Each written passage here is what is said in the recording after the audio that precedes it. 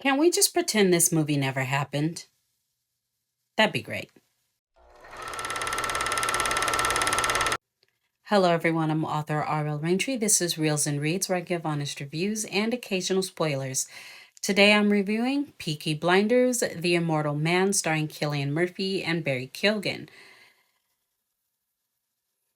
It feels like Cillian didn't really want to make this movie, but I'm not going to put that on him because he's not the one who wrote it.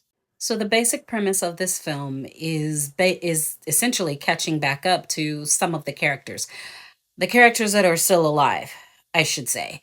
And we have Thomas Shelby and his son, Duke, who was born from the Romanian woman he slept with in the series towards the end. And we also have Tim Roth, because at this time in England, Germany is attempting to invade. They're attempting to destroy England's economy by infiltrating the country with counterfeit bills. So, of course, the economy is going to crash, etc., etc., etc. Now, Tim Roth, it's not clear whether or not he's supposed to be German, but he does have a British accent. So I don't know if that was an overlook or maybe he was just a British person who was working with the Germans. He did shout that particular dictator's name, you know what they say. So it wasn't clear to me whether or not he was supposed to be German or not and just happened to have a British accent. So that's the goal. Okay, ruin England's economy by flooding it with counterfeit bills.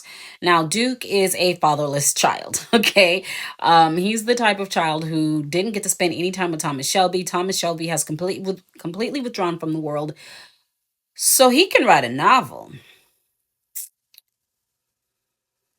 I mean, I understand. I do.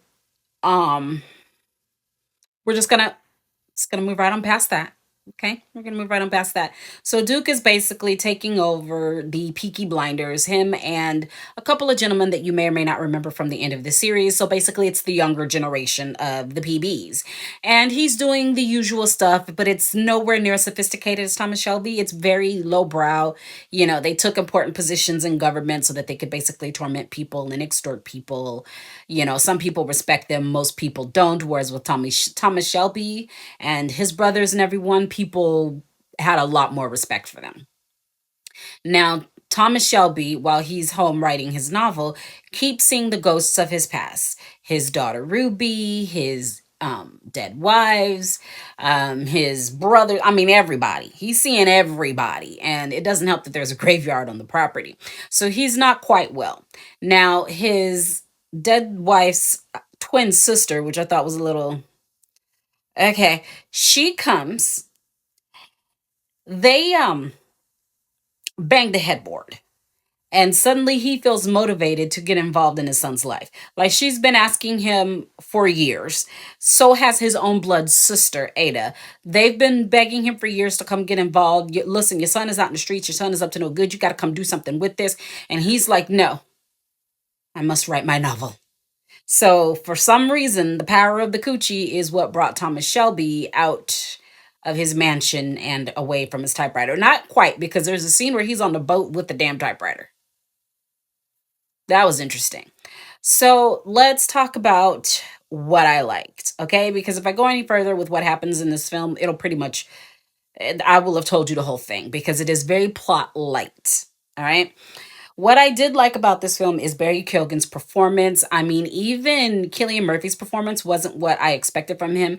I know that it takes a while to get back into character, even if you played a character for many years, but it's almost as if he forgot the pizzazz of Thomas Shelby, the aura of Thomas Shelby. And it's not that he couldn't do it. You could see glimpses of it. Like, of course, the walk was still there. But there's a certain just air to Thomas Shelby that Cillian Murphy didn't have. And because of that, it made it blaringly obvious just how great Barry Keoghan's performance is. Gary Keoghan plays that role like he was born to play it, like it was written for him from the very beginning, like before the show even ended. He is in his element. If there is going to be a spin-off series with Barry Keoghan, I would watch it. He, like, again, the accent is flawless, his performance is flawless, but I couldn't help feel like Barry Keoghan was underused. But I will save those criticisms for a little bit later. Again, Barry Keoghan's performance was the highlight of this film. So was Tim Roth. Tim Roth is not just a legend, he shows you why he's a legend. He had the screen presence and the aura that Thomas Shelby used to have. Every time Tim Roth came on the screen, I just knew something good was going to happen, although I was gravely disappointed. Tim Roth was just such a delight to have in this film, even though he was evil technically. But those two people were the whole reason why I kept watching the show. Their two scenes, their well, not their two scenes, their scenes together with the two of those actors, Tim Roth and Barry Keoghan. I was just constantly looking for those. I mean, honestly, I could have done without Thomas Shelby. And that leads us to what I didn't like. When I said that this film was plot light, I mean that in every way imaginable. For the first 30 minutes, nothing really happens. More happens before the credits roll than the 30 minutes that take place after that. I mean, the whole thing with, the Germans, it makes us look like this is going to be really interesting. Things are blowing up. Counterfeiting is happening. Tim Roth, is, what the salute, the verbal salute to that dictator. So I'm like, oh, this is going to be some badass shit. And then it wasn't. And then we slowed down for like 30, 45 minutes watching Thomas Shelby basically hallucinate, not give a damn about his own damn child. Like the way Thomas Shelby was a ride or die for his family, for him to be like, I don't give a fuck about my son. I just want to die. But the film is called The Immortal Man. So what? Anyhow, he's just basically lounging around in his home acting like an old man, killing quail or pheasants or whatever the hell. The other issue I had with this film is Barry Keoghan. Ironically, he was the thing that I liked. They grossly underused this boy. Remember, he is the legendary Thomas Shelby's son. This is the way everyone talks about him.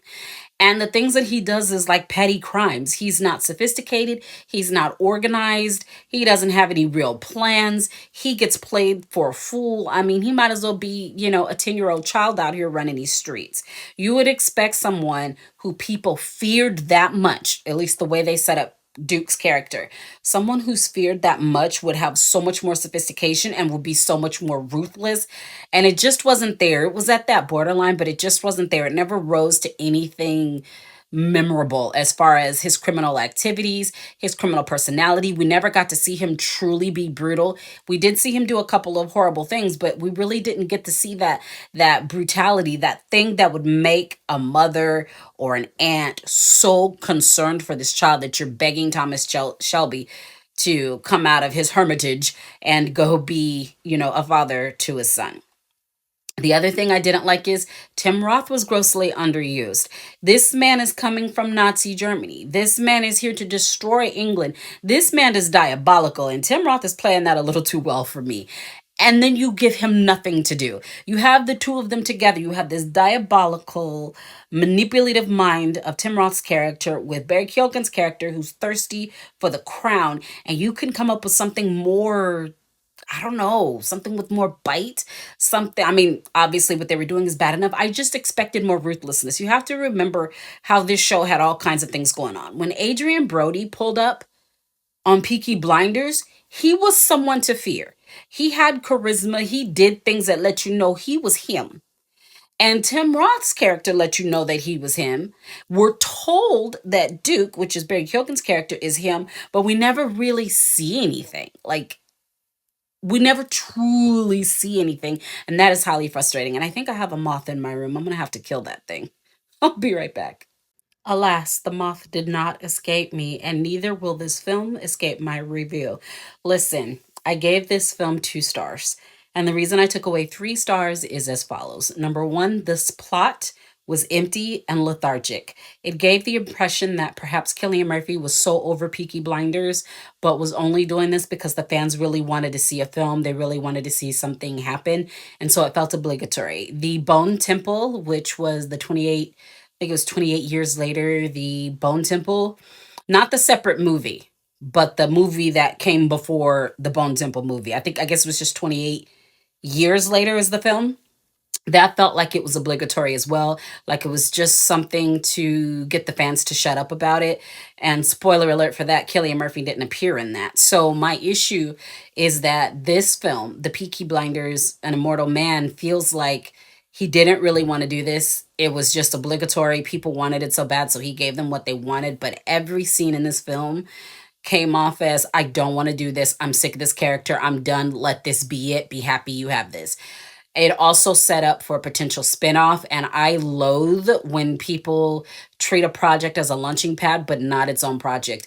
I'm fine with a project being a launching pad, but can you at least make this a complete project in and of itself? You know, it's like having a salad in anticipation for dinner, but the salad is literally just a leaf of lettuce, no salad dressing, no croutons, nothing.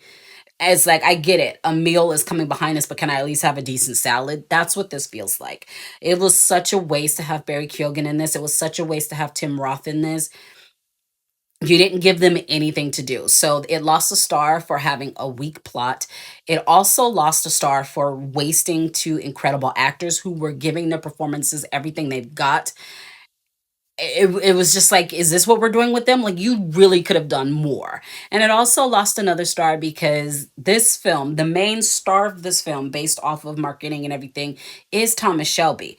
But here's the thing, if you remove Thomas Shelby from this film, perfect. Take Thomas Shelby out, make him a legend that everybody talks about, everyone gets goosebumps about, and make it all about Duke Shelby and all about, and I can't seem to remember for the life of me what Tim Roth's character is because I was just so like in awe of Tim Roth himself.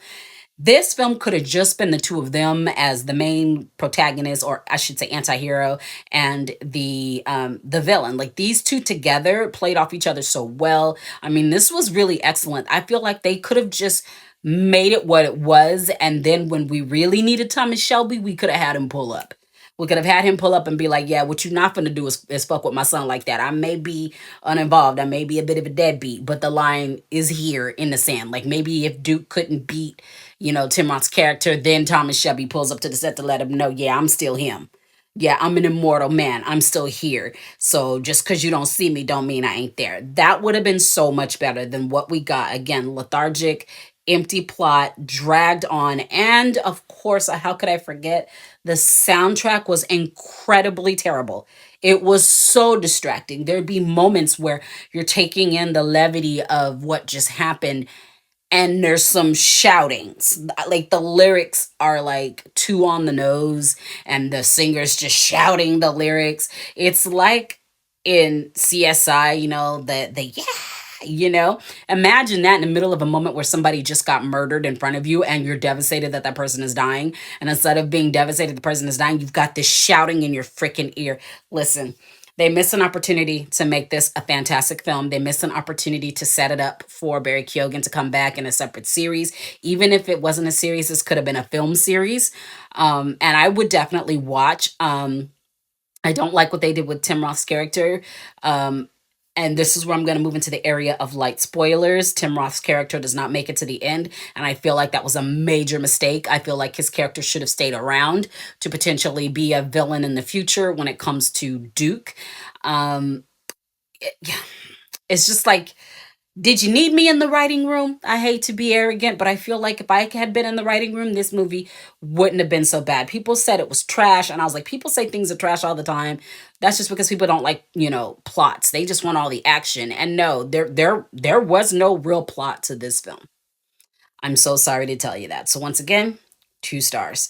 So tell me, how much did you like Peaky Blinders, this series, in comparison to the film? And would you watch a Peaky Blinders spinoff, or not necessarily reboot, but a continuation of the story with Duke Shelby with Barry Keoghan?